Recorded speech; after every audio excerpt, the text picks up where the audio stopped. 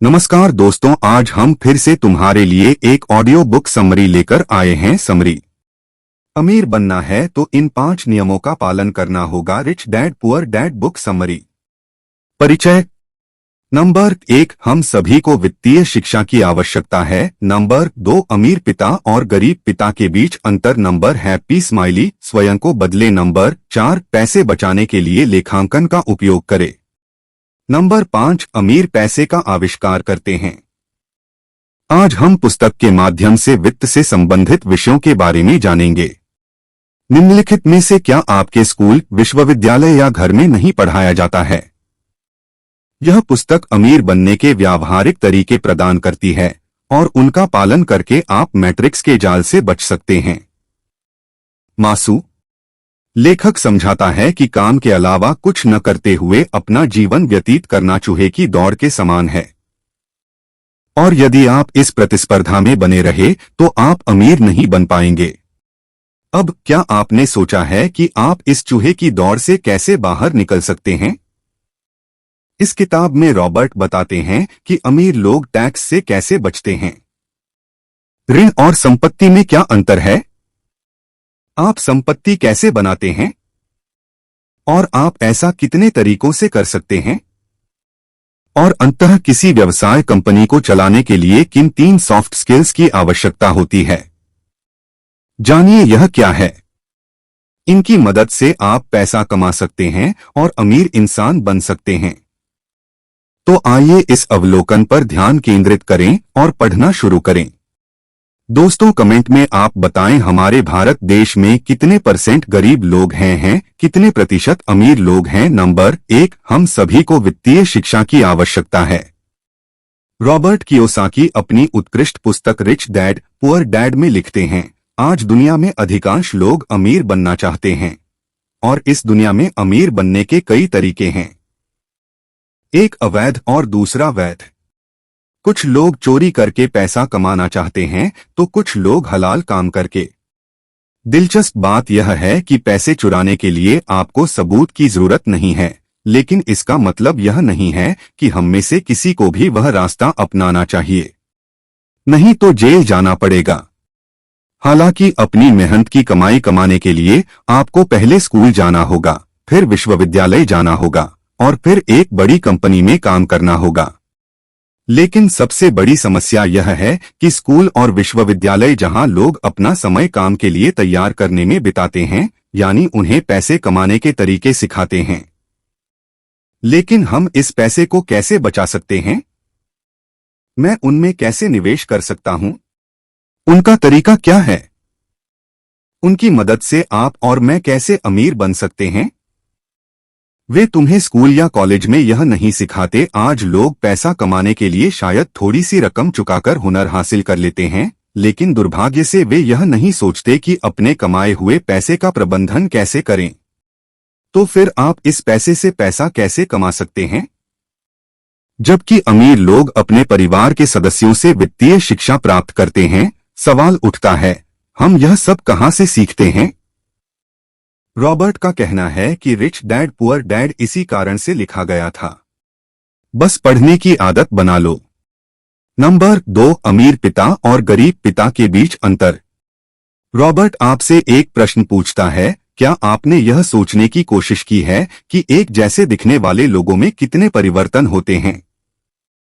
क्या आप एक ही शहर में रहते हैं, लेकिन एक व्यक्ति के पास बहुत धन और भाग्य है और उसी शहर में रहने वाला दूसरा व्यक्ति गरीब है?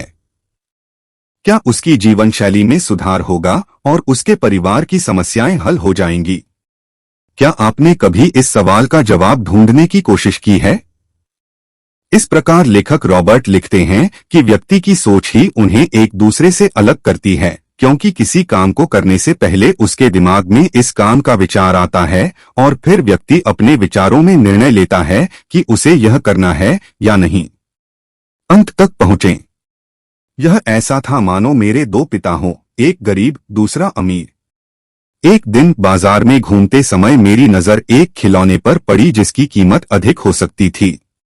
जब मैंने अपने पिता से कहा, मुझे यह खिलौना चाहिए, मेरे गरीब पिता ने कहा कि मैं इसे नहीं खरीद सकता, लेकिन मेरे अमीर पिता के पास अन्य विचार थे। उन्होंने कहा, मैं इसे कैसे खरीद सकता हूँ। रॉबर्ट लिखते हैं, हर शख्स मेहनत से पढ़ाई करता है, अच्छे मार्क्स लाते हैं ताकि उन्हें एक अच्छी नौकरी मिल जाए। लेकिन सवाल उठता है कि लोग यह रास्ते पर चलाना क्यों पसंद करते हैं। रॉबर्ट कहते हैं कि ऐसे पैसे के बिना जीने से डरते, हालांकि अगर वह सही कदम उठाए तो यह वक्त कुछ ही दिनों के लिए होता है और बाद में पैसा ही पैसा मिलता है। लेकिन इंसानों को बोनस, रिवार्ड्स और प्रमोशन बहुत पसंद आती है।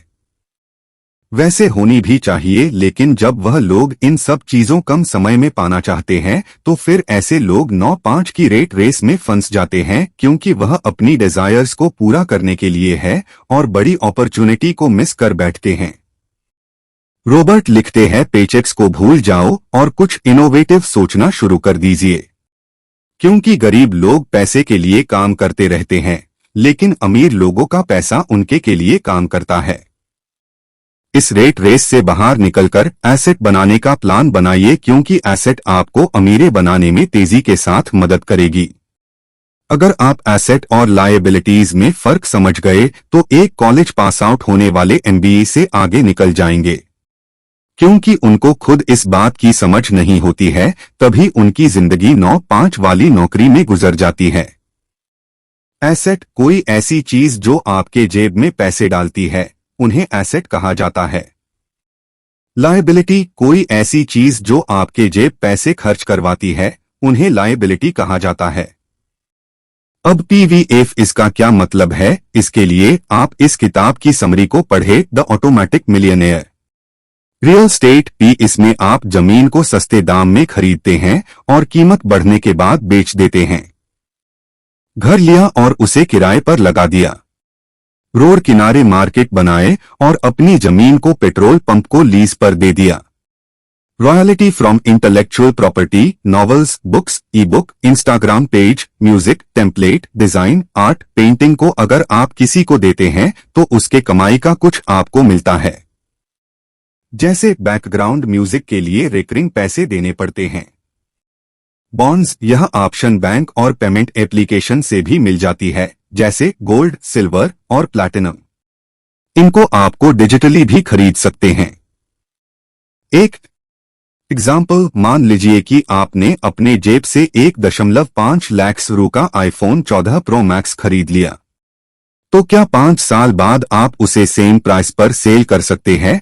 तो जवाब होगा नहीं, क्योंकि वक्त के साथ आईफोन 14 प्रो मैक्स की वैल्यू घटती जाएगी। इस काम से आपके डिजायर पूरे हुए होंगे, लेकिन इसने आपके जेब से पैसे निकले और फिर उसकी वैल्यू कम करवा दी है। लेकिन अगर आप इस 1.5 लाख रु की मदद से एप्पल कंपनी का शेयर खरीदेते तो 5 साल बाद शायद उसके स्टॉक की कीमत दुगुनी हो जाती है और आपके जेब में आ जाते, और इसी को लायबिलिटी बोला जाता है। और आप U.S स्टॉक्स बाय करने के लिए इन मनी की सहायता ले सकते हैं। ऑथर ने इस किताब में 6 तरह की एसेट्स का जिक्र किया है। बिजनेस, यह ऐसा होना चाहिए जो एक वक्त के बाद आपके बिना चलता रहे, जैसे YouTube channels, blogging, e commerce, agency etcetera. Notes, जैसे सरकार की तरफ मिलने वाली योजनाएं, डाकघर, ओल्ड पेंशन एक्सेट्रा। स्टॉक्स, इसमें ब्लू चिप कंपनीज के शेयर्स और म्यूचुअल फंड, इंडेक्स फंड और पीवीएफ। पीसमाली, अपने आप को बदलें। रॉबर्ट का कहना है कि आजकल लोग दूसरों के बारे में ज्यादा सोचते हैं। यदि सिलेबस यह समझ जाए तो कोई भी छात्र शिक्षक बदलना नहीं चाहेगा। जब देश में अशांति होती है तो लोग प्रधानमंत्री को बदलना चाहते हैं। अगर उनका काम में मन नहीं लगता तो वे कंपनी बदलना चाहते हैं। लेकिन यहां सवाल यह है, आप और मैं सोचते हैं कि दूसरों की परवाह करना ठीक है, लेकिन फिर हम खुद को बदलने के बारे में क्यों नहीं सोचते? क्या आप इसके बारे में सोचने की कोशिश कर रहे हैं? कंपनी में 2 लोग कार्यरत हैं। एक की सैलरी 1 लाख और दूसरे की सैलरी 20,000 रुपए है। दोनों 8 घंटे की ड्यूटी पर हैं। तो लेखक का कहना है कि जिस व्यक्ति को 1 लाख रुपए मिले उसने अपनी नौकरी और कौशल को बदल दिया और सुधार लिया, जिसके कारण पहले उसका मूल्य बढ़ गया और फिर उसका वेतन। एक बार जब आपको अपनी गलतियों का एहसास हो जाए तो उन्हें पीछे छोड़ दें, कुछ नया सीखें और आगे बढ़ने का प्रयास करें। और सीखने के लिए आपको 3 चीजों की जरूरत है: ऊर्जा, जुनून और इच्छा। इसके अलावा परिणाम प्राप्त करने के लिए आपको जुनून की आवश्यकता होती है। नंबर 4, अपना पैसा बचाने के लिए अकाउंटिंग का उपयोग करें। 32,76,948 कोई महज एक संख्या नहीं बल्कि असल में साल की तारीख है। अगर एलोन मस्क एक अमेरिकी नागरिक जितना पैसा खर्च करना शुरू कर दें तो एलोन मस्क को 32,76,948 साल लगेंगे, क्योंकि उन्होंने इतनी संपत्ति जमा कर ली है। इसका मतलब यह है कि अगर वह आज से काम करना बंद कर दे तो वह आने वाले कई सालों तक अच्छी जिंदगी जी सकता है। लेकिन रॉबर्ट आपसे एक प्रश्न पूछता है, यदि आप आज अधिक पैसा नहीं कमाते हैं तो आप कितने साल, महीने, सप्ताह और दिन तक टिक पाएंगे? क्या आपने इसकी गणना की है? टिप्पणियों में इसका उल्लेख करें, क्योंकि रॉबर्ट कियोसाकी के अनुसार धन इस बात से नहीं मापा जा सकता कि आप कितना पैसा कमाते हैं, बल्कि सच्ची संपत्ति इस बात से मापी जाती है कि आप कितने समय तक बिना काम किए रह सकते हैं। सबसे पहले अमीर लोग सोच समझकर जोखिम लेने को तैयार रहते हैं। इसीलिए वह पढ़ाई करने के लिए, अपनी पढ़ाई जारी रखने के लिए या फिर कई सालों तक नौकरी करने का भी काम करता है। वे क्यों पढ़ रहे हैं? वे अपना खुद का व्यवसाय शुरू करने के लिए इस काम के व्यावहारिक कौशल सीखते हैं। आप स्थिर आय के साथ नौकरी कर सकते हैं, लेकिन अगर आप अपना पूरा जीवन यह काम करते हुए बिता देते हैं तो आपको एहसास होता है कि आप चूहे की दौड़ में फंस गए हैं। क्योंकि अमीर लोग ये बातें जानते हैं जो आपको जानने का नहीं मिल पाता है। मिडिल क्लास लोगों की जिंदगी काम, संघर्ष और टैक्स देने में गुजर जाते हैं, और गरीब लोग कुछ बड़ा करने के बारे सोचते ही नहीं है, क्योंकि वह जिस समाज में रहता है उन्हें इस तरह ब्रेन वॉश किया जाता है, जहां उन्हें हमेशा लगता है वह कुछ बड़ा कर ही नहीं सकते हैं, जबकि उनके सामने कई सारे एग्जाम्पल मौजूद होते हैं। मगर अमीर लोग रिस्क लेते हैं, बिजनेस करते हैं, इन्वेस्टमेंट करते हैं और फिर उसकी हेल्प से एसेट्स तैयार करते हैं, और इस सफर वह ऐसा सीक्रेट तरीका इस्तेमाल करते हैं जो अमीरों के अलावा किसी और को बहुत मुश्किल पता चलती है। अमीर लोग टैक्स नहीं पे करते हैं, वह लोग कंपनी या कारपोरेशन तैयार करते हैं ताकि सरकार की तरफ से उन्हें बहुत से फायदे मिल सके, और सरकार की नियमों का सही फायदा उठाते हैं।